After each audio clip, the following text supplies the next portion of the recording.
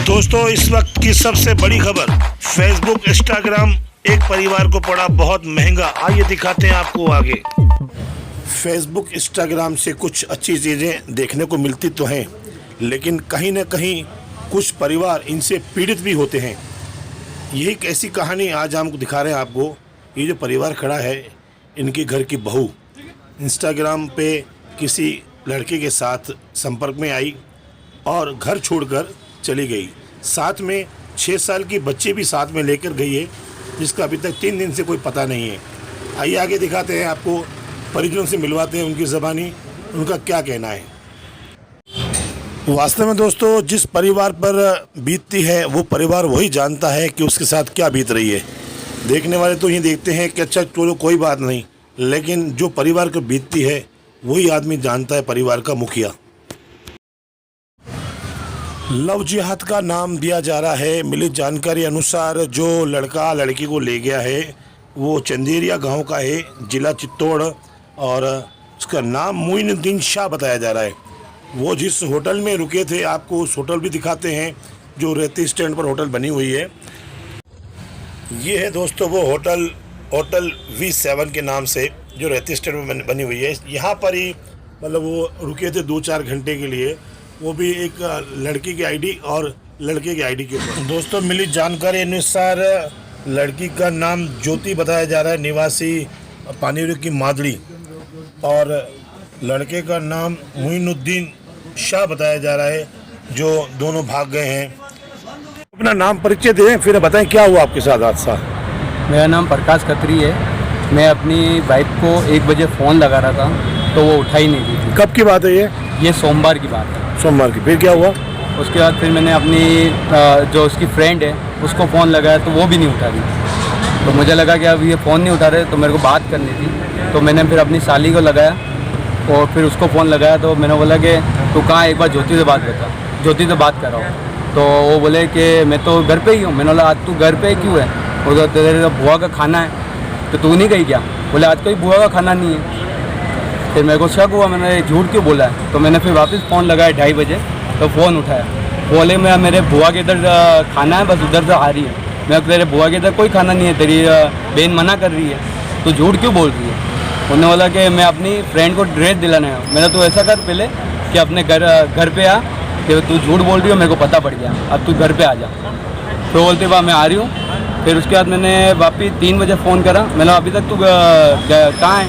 बोले मैं अभी बाज़ार में बस 5 मिनट में पहुँच रही हूँ। फिर उसके बाद मेरे पापा ने फ़ोन लगाया, उन्होंने भी 3 बजे लगाया, वही जवाब दिया कि 5 मिनट में पहुँच रही हूँ। फिर उसके बाद फिर पापा का फ़ोन आया मुझे शाम को 5 बजे कि अभी तक तेरी पत्नी आई नहीं है, पता कर। तो मैंने फ़ोन लगाया तो उसका मोबाइल स्विच ऑफ आ रहा। फिर उसके बाद मैं ढूंढने निकला, इधर से उधर इसकी बुआ के इधर पूछा। इसकी बुआ बोले कि ऐसा कुछ होता तो मैं आपके पहले पेरेंट्स को बताती, मैं उसको क्यों बोलती। तो फिर वहाँ से मैंने 2-3 जगह घुमा, सेक्टर 4 देखा, इधर गया, मैंने इसको ढूंढूँ कहाँ पर एक्सीडेंट तो नहीं हो गया गाड़ी का। ऐसे मैंने पता करते बहुत जगह घूमा, फिर मेरे को नहीं पता लगा। फिर मेरे को पता लगा कि किसी से निकली है। फिर छोरी को फ़ोन लगाया तो ये बोली मैं तो मेरे गाँव, मेरे को तो 3 बजे छोड़ दिया। 3 बजे बाद उसने मेरे को छोड़ दिया, तो मैं तो गाँव में हूँ। मैं तो गाँव में तो तू एक बार तो छोरी झूठ बोलने लग गई। फिर उसके बाद मैंने बोला तू वीडियो कॉल कर, तू कहाँ पर? जो छोरी का नाम ले लो, छोरी कौन है वो? प्रिया पटेल नाम है उसका। वो कौन लगती है उसकी? वो ज्योति की बेस्ट फ्रेंड है। Best friend? कहाँ रहती है वो? मेरे घर के जस्ट सामने रहती है, पानियों की मादड़ी। पानियों की मादड़ी जी। हमारे साथ प्रकाश जी, आप इसको पूरी रोशनी डालें, क्या मैटर था ये? मेरे पास करीब मेरे महामंत्री राजेश तुलदार का फ़ोन आया था कि प्रकाश जी हमारे समाज की एक बहू बेटी है जो गायब हो गई है, और हम 2-4-5 घंटे से ढूंढ रहे हैं, उनके परिवार वाले भी उनको ढूंढ रहे हैं, और मेरे बिल्कुल पड़ोसी है। तो मैं घंटा 1.5 घंटे बाद मेरे कोई काम था, निपट के राजेश किया गया, इस परिवार से ही मिला। इन्होंने परिवार ने सारी कहानी बताई। भाई हमारे को करीब 11:30-12 बजे बच्ची निकली है, और हमने 1 बजे से फ़ोन लगाना चालू किया है। तो कभी कभी बहाने कर रही थी मैं यहाँ हूँ वहाँ हूँ, लेकिन हमने सब जगह तलाश किया, सब जगह पता किया, बच्ची के कहीं भी नहीं है। फिर अचानक उसका स्विच ऑफ हो गया। उसके बाद में राजेश और 2-4 आदमी हमारे ब्रिगेड के गए, उनको तलाश किया, पता लगा। उस बच्ची के ऊपर हमने दबाव डाला कि तू अर्जेंट में आ। ये दूसरे दिन की बात है, और बच्ची को स्टेशन पे आई और हमने बच्ची को कैच कर लिया। केस करने के बाद में हमने बच्ची को दबाव डाला कि जो बात है सच्ची बता, नहीं तो तू जेल जाएगी। फिर बच्ची ने हमको बताया कि वो हम होटल में ठहरे थे। वो जिस पटेल की बात कर रहे हैं आप? हाँ, वो पटेल जो प्रिया नाम की बच्ची है। फिर हम उस होटल में गए, बाकायदे वहाँ होटल में रहे हैं। उन्होंने आईडी प्रूफ फिर इस प्रिया ने अपना दिया कि उसके पास आईडी प्रूफ नहीं था, आईडी प्रूफ वगैरह से नहीं लेके प्रिया अपने उसके फिर पता लगा वहाँ से हमको कि लड़का मोमेडन है और ये दोनों फेसबुक से मिले। फिर उस बच्ची को लेके हम थाने में गए। हमने थाने में जा करके बच्ची को हमने बताया, पूरे थाने में पूरी हमने वारदात बताई। राजेश, सब इस तरह से बच्ची गायब हो गई है और मामला ये है। अब थाने वालों ने कहा कि चलो ठीक है। हमने कहा साहब देखो मामला ऐसा हो रहा है, कल ऐसा नहीं हो, क्योंकि उसके साथ 6 साल की बच्ची भी है और सबसे बड़ी बात यह कि सामने मोमेडन है। कल को ये सब बड़ी वारदात हो साहब, इस बात पे आप ध्यान दो। तो थाने वालों ने कहा नहीं साहब ये करते हैं, होटल में हम ले गए। आप लोगों ने लड़के की पुष्टि कैसे करी कि वो लड़के की पुष्टि फिर प्रिया ने बताई पूरी हमको। फिर हमने वहाँ किया तो उसका भी वो आईडी प्रूफ लग रहा था, मोमेडन का वो आईडी प्रूफ लग रहा था। वो सब हमने लेकर के सब थाने वालों को हम ले गए। थाने वाले वो लेकर के उन्होंने एक गुमशुदा की तरीक लिखी, इसको बिल्कुल नॉर्मल कर दिया। फिर आज ही इन्होंने कुछ देखा होगा, टीवी पे आया, हमने भी देखा कि 2 बच्चों को मार दिया। तो इनके परिवार परेशान हो गया।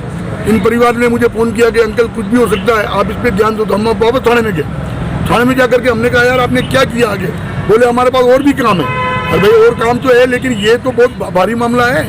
एक छोटी सी बच्ची है जो हम देख रहे हैं, इनकी वारदातें देख रहे हैं, ये तो मतलब कुछ भी हो सकता है। कल बच्ची के साथ कुछ हो जाए। नहीं, हम कार्रवाई कर रहे हैं इसलिए कि हमारे को समझ में नहीं आया। तो हम अभी क्या एसपी साहब ने सामने पेश हुए, वो अंदर गए पेश होने। अभी देखो एसपी साहब उसका क्या हमें रिजल्ट निकालते हैं, नहीं तो फिर हमारा समाज अपने हिसाब से कार्रवाई करेगा। क्यों ये क्या लो जिहाद का मामला हो गया।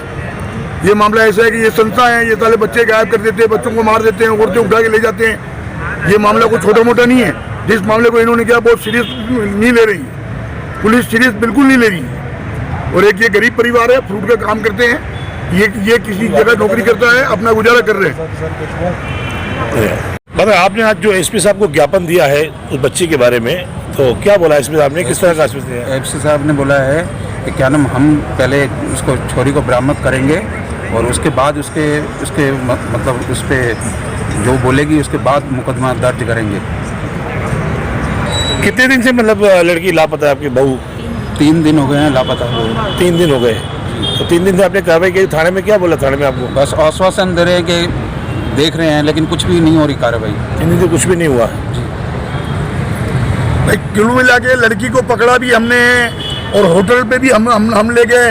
वापस उस बच्ची को थाने में भी हमने हवाला किया। थाने की तरफ से कुछ भी नहीं हुआ।